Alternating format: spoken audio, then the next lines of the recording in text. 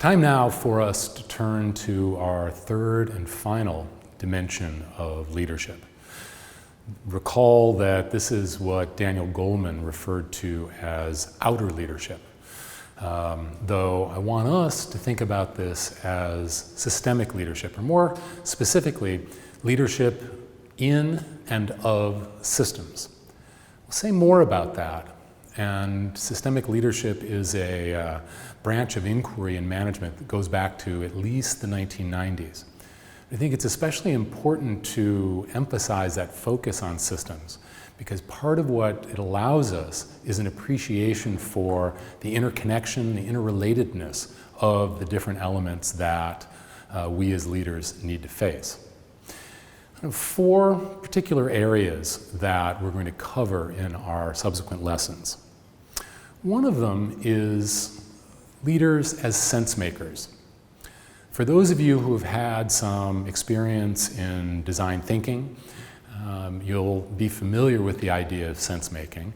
For those who haven't, just take a minute to think about the words themselves. Sense making is literally about making sense of our surroundings, and as we're talking about here, making sense of the systems in which we are living, working, leading.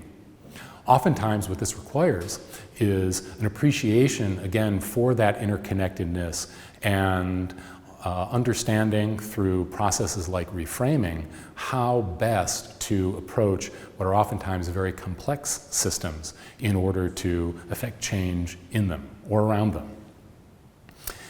That belief in systems being dynamic and complex is a second priority in the following lessons. That complexity doesn't allow for linear solutions. It doesn't allow for the kind of decision-making or problem-solving that we might look at as a traditional basis for leadership. Instead, we need, with our systems analysis and systems leadership, to acknowledge uncertainty in the world, maybe even chaos in the world, and as too often happens these days, crises that envelop our usual planning.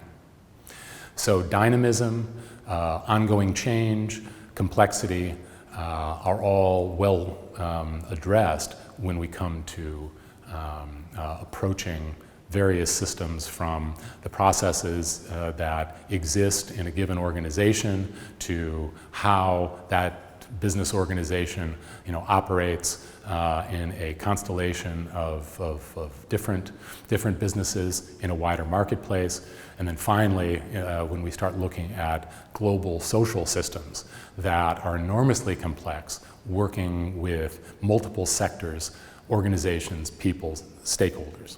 Throughout, one of our priorities as creative leaders is to emphasize innovation.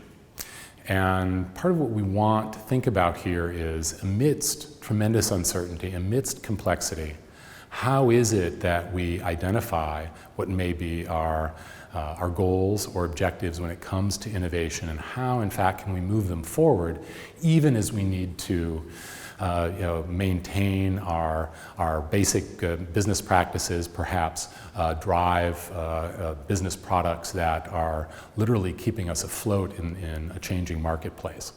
So enabling innovation is something that we all want, but it's enormously difficult, and again, in the context of uncertain and changing systems, all the more challenging. And then finally, I want to re-emphasize for us during these closing lessons how creative business leadership is ultimately social leadership. Yes, we need to lead ourselves and other people in teams and organizations, and we need to creatively lead different systems around our business.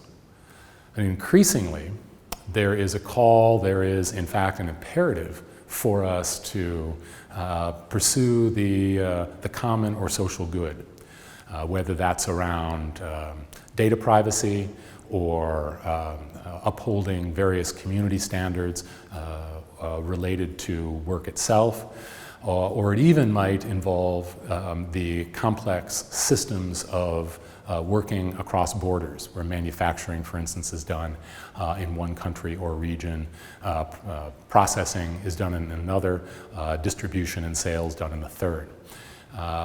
This is exactly a moment in which we want to emphasize the importance of awareness of the social good, and also of the impact that creative leaders can have on that good.